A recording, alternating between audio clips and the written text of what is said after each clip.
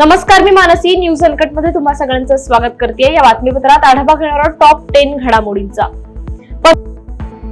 पंतप्रधान नरेंद्र मोदींना पुन्हा जीवे मारण्याची धमकी देण्यात आली आहे. मुंबईच्या वाहतूक पोलीस नियंत्रण कक्षाला पुन्हा धमकीचा मेसेज आलाय. मोदींना मारण्याचा कट रचल्याचा मेसेज समोरील व्यक्तीने पाठवलाय. इतकंच नाही तर बॉम्बस्फोट घडवूनही हत्या केली जाणार असल्याचं मेसेज मध्ये म्हटलंय. तसंच 2 व्यक्तींची नावं लिहून ते दोघं ISI एजंट असल्याचंही म्हटलंय. दरम्यान पोलीस मेसेज करणाऱ्या त्या व्यक्तीचा शोध घेतायत. मोदी सरकार सर्व शेतमालाची खरेदी किमान आधारभूत किमतीवर करेल असं केंद्रीय कृषी आणि शेतकरी कल्याण मंत्री शिवराज सिंह चौहान यांनी म्हटलंय. चौहान यांनी शुक्रवारी राज्यसभेत प्रश्नोत्तराच्या तासादरम्यान किमान आधारभूत किंमत या विषयावरील पुरवणी प्रश्नांना उत्तर देताना शेतकरी बांधवांना हे आश्वासन दिलंय. पुढील 5 वर्षात राज्यातील महत्वाकांक्षी असणारे नदी जोड प्रकल्प मार्गी लावून महाराष्ट्र दुष्काळ मुक्त करण्याचा संकल्प नूतन मुख्यमंत्री देवेंद्र फडणवीस यांनी बोलून दाखवलाय. फडणवीस म्हणाले, मागील 2.5 वर्षापूर्वी राज्यात आमचे सरकार आलं. त्यात एकनाथ शिंदे मुख्यमंत्री झाले तर मी आणि अजित पवार उपमुख्यमंत्री झालो. या काळात आम्ही अनेक योजना सुरू केल्या असून त्या आता वेगाने पुढे नेण्यासाठी प्रयत्न करणार आहोत. पुढील काळात नदी जोड प्रकल्प अधिक गतिमान करण्यावर माझा भर असणार आहे. पाटबंधारे मंत्री म्हणून मी 4 नदी जोड प्रकल्पांना मंजुरी दिली आहे. महाराष्ट्र राज्य दुष्काळापासून मुक्त होईल असा विश्वास देवेंद्र फडणवीस यांनी व्यक्त केलाय. महाराष्ट्राचे मुख्यमंत्री म्हणून देवेंद्र फडणवीस यांनी शपथ घेतल्यानंतर ठाकरे गटाचे आमदार कैलास पाटील यांनी हल्लाबोल केलाय. सोयाबीन खरेदीबाबत चुकीची माहिती दिल्याचा दावा करत कैलास पाटील यांनी फडणवीसांवर निशाणा साधलाय. शेतकऱ्यांना पुन्हा फसवू नका, जुमलेबाजीचा गुजरात पॅटर्न महाराष्ट्रात आणू नका असं ट्विट करत त्यांनी मुख्यमंत्री देवेंद्र फडणवीस यांच्यावर टीका केली आहे. विधानसभा निवडणुकीचा निकाल लागल्यानंतर महायुतीला प्रचंड असं बहुमत मिळाल्याचं दिसलं. काही महिन्यांपूर्वी झालेल्या लोकसभा निवडणुकीत राज्यात महाविकास आघाडीला चांगलं यश मिळालं होतं. 48 पैकी 30 जागांवर थेट विजय आणि एका ठिकाणी अपक्षाचा विजय झाला होता. मात्र विधानसभा निवडणुकीत महाविकास आघाडीचे सपशेल पानिपत झालं.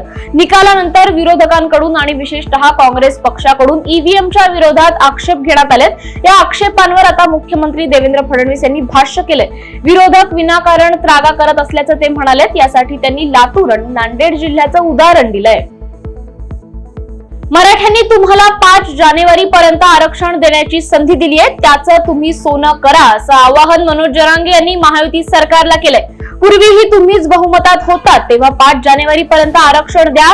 मराठ्यांचा द्वेष करू नका. मराठ्यांच्या विरोधात पुन्हा गेलात तर सत्ता चालवणं अवघड होईल असा इशारा जरांगे यांनी दिलाय.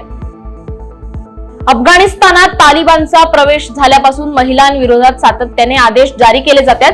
अफगाण महिला नर्सिंगचे शिक्षण घेऊ शकणार नाहीत असा फतवा काही दिवसांपूर्वीच काढला होता. आता अफगाणिस्तानात नवीन कायदा लागू केला गेलाय. त्यानुसार तालिबानने महिलांना एकमेकींशी बोलण्यावरही बंदी घातली आहे. तसेच आता येथे फक्त पुरुषच निर्णय घेणार आहेत. पुण्यातील सिंहगड इन्स्टिट्यूटने महापालिकेचा 47.43 कोटी रुपयांचा मिळकत कर थकवलाय. शिवाय न्यायालयाच्या आदेशानंतरही पैसे भरले नाहीत. त्यामुळे अखेर वाजत गाजत संस्थेच्या 26 इमारती जप्त करण्यात आल्या.